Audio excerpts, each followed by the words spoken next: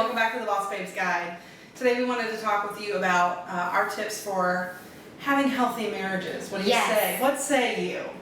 Yeah. How do you keep it fresh and alive and communicative and all those great things?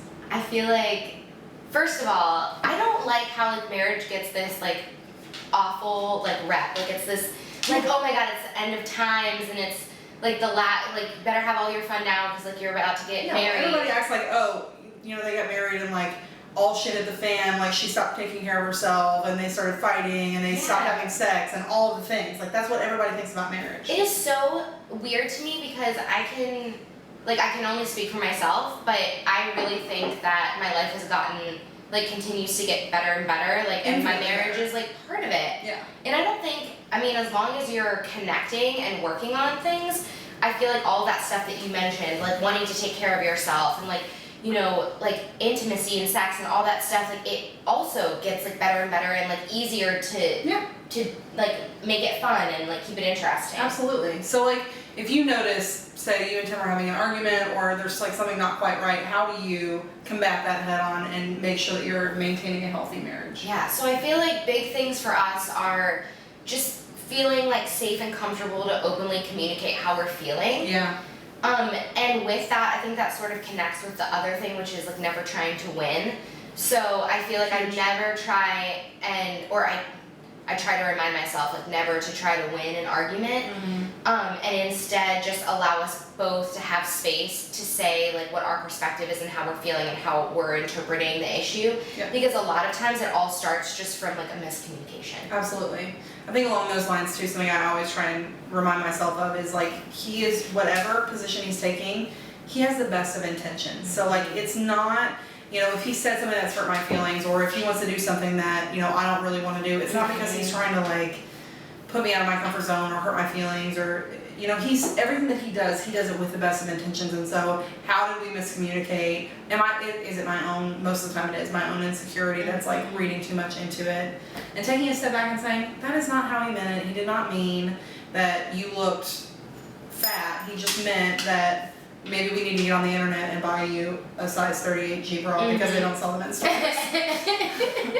One of those. I don't know. What do you mean? No, totally. I feel like I love that you said that he has the best intentions because early on in our relationship when we would get into arguments, Tim would always say like, why do you always like assume like the worst for me? And I think that was my like gut reaction was to assume that if he said something that hurt my feelings, that his intention was to hurt me. Yeah.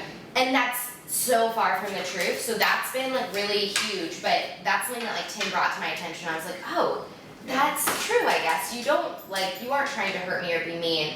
So I feel like that's like a really helpful mental shift. For me, I need like physical connection and quality time. So, and I don't just mean sex, but I mean like if we're together, like eye contact or like hand holding or hugging or just something where I know that we're really connecting. And for me, that's really big. And Tim isn't necessarily like love languages. Like we don't have the same love languages. So he's more into like doing like acts of service for me. But that's not how I like feel love. So like if he does things around the house, I don't feel like, oh my gosh, that was so loving of Tim. I'm just like, yeah, you live here. Like of course you do things around the house. Like me too. So we have to always be like communicating if we're not we're not feeling love like the way that like is most effective for us. Same thing for us. Like I am the kind of person that I don't need a whole lot of like verbal praise, but like Brian really needs verbal praise too. And so like reminding myself to like actually thank him when he did something that was important to me, or you know, if the thing is that like I bet you 10 times a day you think something positive about your partner, but you don't say it out loud. Totally. And what would happen if you just said those things out loud and like reaffirmed how awesome you thought they were, or thanked them for what they did, how far that would go in your relationship? Because if someone did that for you, you would be so overwhelmed with love. Like, oh my God. Yeah. If he knew how many times a day I thought, God, what a badass is Brian. Or like, that was so awesome. Or I'm so like grateful that he did that so that I didn't have to, or so impressed that he knew to do X, Y, Z. It's like last night, oh my God, I almost burned the freaking house down. I asked him this morning and I was like, hey, I don't think I turned the oven off last night. He's like, you didn't, I got it. And I was like, thank you, God. That's awesome. Because I had visions of our dog dying in a flame in our new house, and I was so freaked out, like, I'm gonna have to drive back into the suburbs, or like little things like that. And he didn't even say to me, you forgot to turn the oven off. He Right. just did it. And that was awesome. Like, he didn't make me feel bad for forgetting something. Totally. I forget everything, but That's awesome. it's just like the way you pick up for one another, you know? You pick up where the other one leaves off, and I think it makes such an important connection with your partner. I mean, I have to assume that, like, if you've chosen to spend the rest of your life with someone, that you think they are the most, like, awesome human being on the planet. So I think it goes a long way to, like, treat them like that. Yeah. And sometimes I will just, like, look at Tim and I'm like, oh my gosh, I can't believe, like, I married him. Like, this is so crazy and awesome.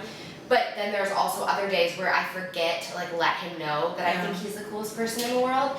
So I think it's just being really, really intentional to treat that person as if they are the coolest person on the planet, because obviously you think that or you wouldn't have gotten married to them. Exactly. I mean, Brian and I have been together for 12 years, so I know that I'm not the best at always remembering to, like, praise him or remembering to, you know, thank him for the things that he does or continually show my interest. And so that's why when it gets to this point, you've been together this long, you do have to kind of take a step back and say, you know, am I verbally affirming why I chose him in the first place? Am I doing the things that I want to get back out of this marriage too? Totally. Yeah. I love it. We want to know what you guys do in your relationships to keep them healthy and to keep you and your partner happy. So share in the comments, tweet at us, comment on Instagram. Tell us what you do to keep love alive. Yeah, we want to hear from you guys. Take Bye, care. babes.